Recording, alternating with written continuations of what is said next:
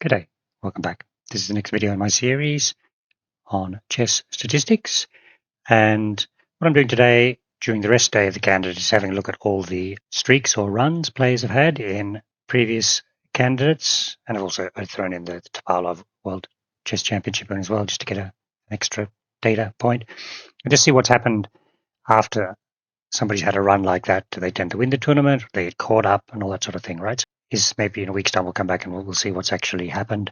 And, obviously it's the best time to do it now, right? Just a bit of a historical review of all the streaks in the candidates. Might as well do it while the candidates tournament is on.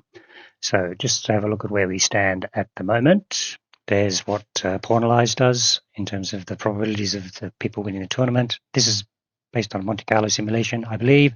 And at the start, obviously had Nakamura and Caruana as the favourites, and what's happened now is with Sindarov 6 out of 7, totally stunning, that he's now on this sort of metric, 75% chance of winning and 25% chance for Fabi. That sounds about right, and I think betting markets are about the same. So that sort of captures where the tournament is at the moment.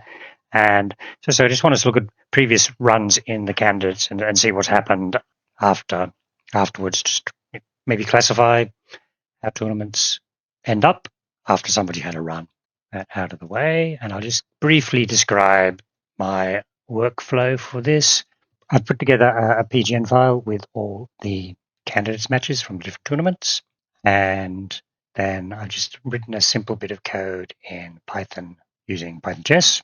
So just sort of it doesn't really need Python chess, but anyway, load up each PGN, get the white player, get the black player for different tournaments, work out the cumulative score during the tournament, and find the best scores over runs of 7 games. Now, of course, that's particularly relevant since 2013, when all the candidates have been 8-player, all play all. So 7 rounds is in fact half the tournament.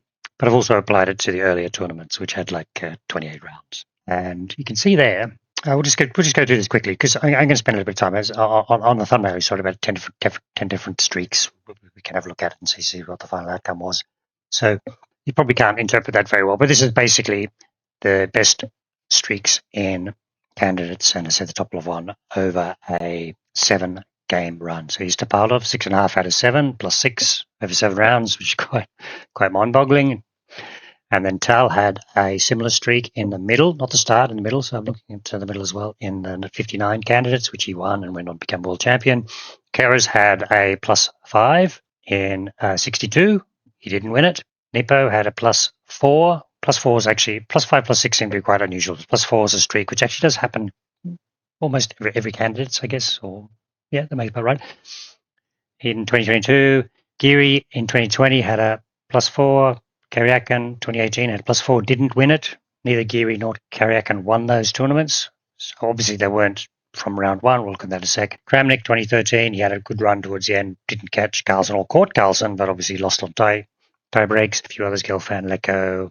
I think I skipped those ones and I went back and I looked at a couple of the earlier ones, a Petrosian and a Bronstein, just to get a bit of a sense of, historically what's happened when people have had these runs. So what I'm going to do, let me just quickly load up my Excel capture screen now to show you what we're going to do. So that's the list we're going to look at. It shows you the players and the year of the candidates, and then the ones highlighted in green is where the streak was from round 1, which is Topalov, Sindarov now, and Nepo, and then Smyslov in 53, which he won, but he didn't win the World Championship that year. He started his run at round 2, which is kind of like a very strong start to the tournament, right? Let me go back to here, and I basically set up this little system. You can see what it's there. Let me just pick the Topalov one. So it's a bit clunky, this, just the way I've done it. I put in the year of the tournament. I put in the player who I know because I haven't connected these two systems together. It's Topalov from round 1, 2015. We'll just run that. I'll show you what it comes back with. It'll come back with a table and a chart.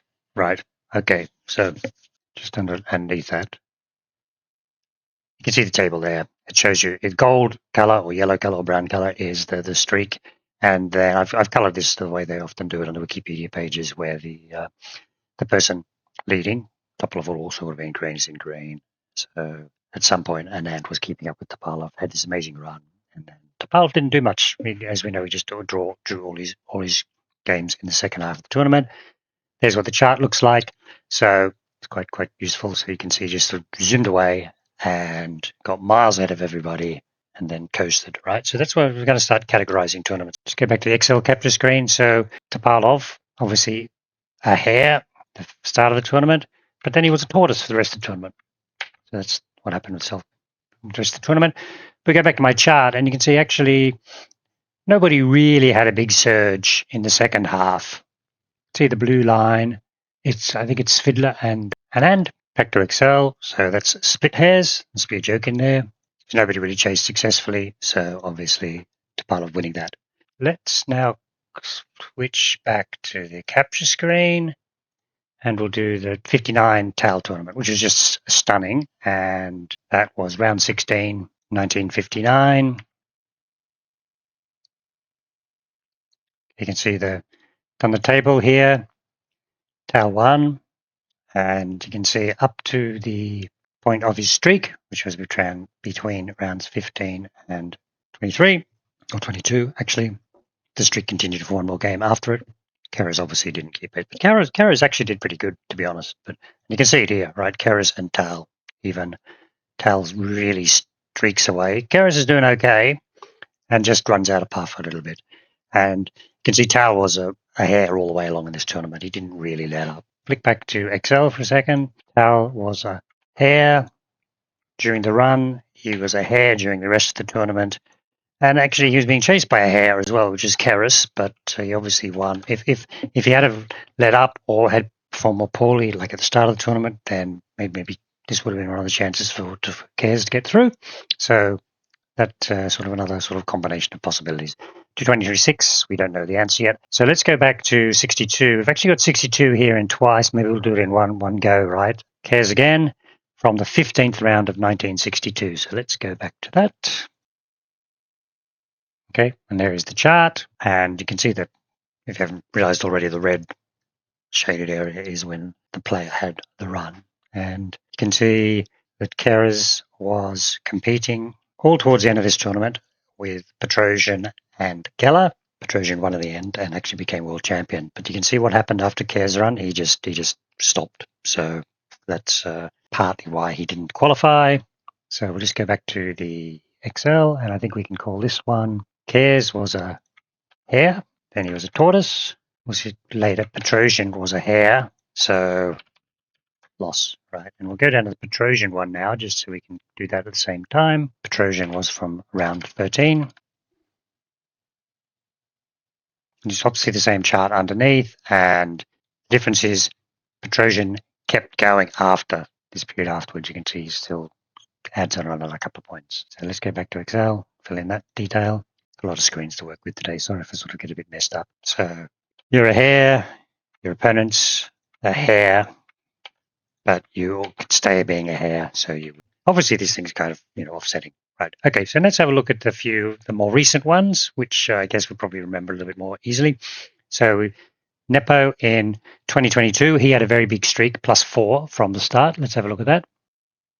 Okay, what we got is a big streak at the start, and Nepo almost did the same thing, almost did the tortoise in the second half, but you can see that nobody was really chasing him effectively. So we can do hare, tortoise, and there was 8 split hairs. People were taking points away from one another. So that strategy worked. Now let's go to Giri in 2020. He had a nice little streak. I'd forgotten about that. So back to, you didn't see me put those in the Excel, but let's take that as a given. So now I'll go back to Ubuntu, and it's going to be Giri 2020 round 6. There's the chart. Now, Giri's this blue line here, but part of the problem was Giri had a +4 streak. 1, 2, 3, maybe including that one of them. And his problem, he could from -1 to +3, but he started so poorly. The fact that he was at -1. He started his streak. Nepo was already 2 to 3 points better than him. Nepo stayed strong, so he won. So we can go back and summarize what's happened with this one. Go to the Excel. So Giri was a hare. He was a really bad tortoise. And the other guy, there was one other opponent. So that didn't get you through either. Okay, Karjakin in 2018 from round number 6. Let's have a look. This is the year Karjakin didn't win. 2016, where he challenged the World Championship. You can see the chart there. Same problem. He went from -2 to +2. and actually did catch up to Caruana and then faded at the end. So I think that's fairly easy. We'll go to Excel capture and we can say that Karjakin was a hare, and in the rest of the tournament he was a tortoise, and he was up against another hare, Caruana. Okay, 2013, which is Kramnik, where he tied with Carlsen but lost on tie breaks. His streak is from round 6. Good people, the pressure's off and they just go for it. So Kramnik is this kind of strange grey line. He did a tortoise for the first half of the tournament, surged, actually was leading and came back. So I think it's two things going on against him in this case. He was bad for the rest of the tournament, and Carlsen was the only person he was really fighting against. So obviously he's a hare. I should put hare in there. Unfortunately, he was up against another hare, Carlsen, and unfortunately he was a tortoise for the rest of the tournament. Now I'm going to go back in history a little bit to a couple of the classic tournaments. 53, Zurich, won by Smyslov, and he started his streak in round 2. It's pretty clear what's going on there. He won this tournament quite easily. His streak got him to the front of the pack, but there were a couple of other players like Rushevsky, Keres, and so on, who were actually also doing pretty well, but he was a hare the whole tournament, and that's what kept him in front of everybody else. And everybody else was dividing points. Probably the best way of describing this: you're a hare, and then your opposition. There were some people there and thereabouts, but they weren't doing well enough. And then finally, let's have a look at 1950 Bronstein, and his streak started in round 11. Obviously, these are longer tournaments, so it's not like half of the tournament, but certainly gets you into a position. Okay, there's the chart. Bronstein's the darker line in green, and you can see he was doing okay. He was doing okay for most of the tournament, and then just had that enormous surge at the end, and as a result, he caught up with Boleslavsky, who was, he seemed just cruise towards the end, and that's why. I mean, there's some stories about Boleslavsky thinking he couldn't beat Botvinnik, and wasn't really trying towards the end. But anyway, Bronstein was a hare, and kind of a hare the rest of the tournament, and his opponent turned into a bit of a tortoise. Sorry, I've been forgetting to switch back sometimes as I've been typing away in the background.